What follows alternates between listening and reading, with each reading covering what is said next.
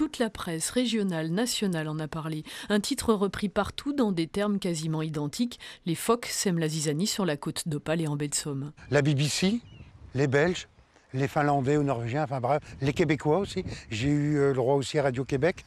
Après, dans les radios européens, enfin bref, tout. Dans les journaux tous, même Midi Libre, enfin dans le Midi, partout.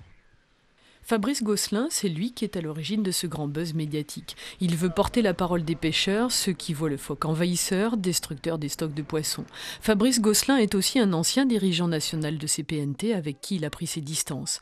Le buzz médiatique lui a apporté le soutien des pêcheurs du monde entier. Il promet d'aller plus loin si sa cause n'est pas entendue. On appellera certainement aussi à un mouvement d'humeur politique. On sera obligé. Nous refusons toute bannière politique au-dessus de la tête, que ce soit l'UMP, le PS, n'importe qui, on n'en veut pas. Parmi les pêcheurs, donc il y a des gens qui sont de toutes couleurs politiques. Par contre, on va réfléchir à faire quelque chose dans le cadre des élections européennes. Ça, je peux vous promettre, on va le faire.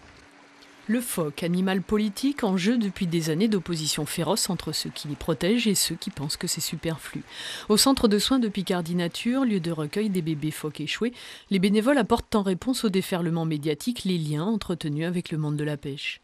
On sait très bien qu'il y a des trous dans des filets, donc il y a eu des propositions qui ont été faites.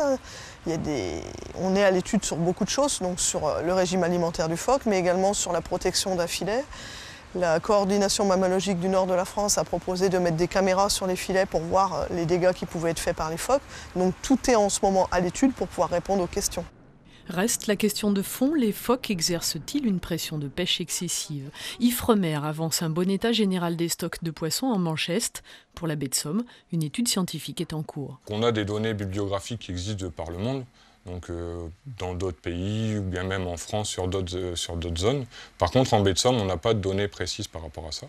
Donc c'est la première fois où on aura une étude précise sur la baie de Somme qui permette de dire quelles espèces de poissons et en quelle quantité sont mangés par les phoques. L'accroissement de la colonie suit une courbe ascendante. Peut-on prévoir une régulation naturelle liée à l'espace, à la nourriture disponible ou à une prévisible épizootie? La publication de l'étude dans quelques semaines nourrira la réflexion.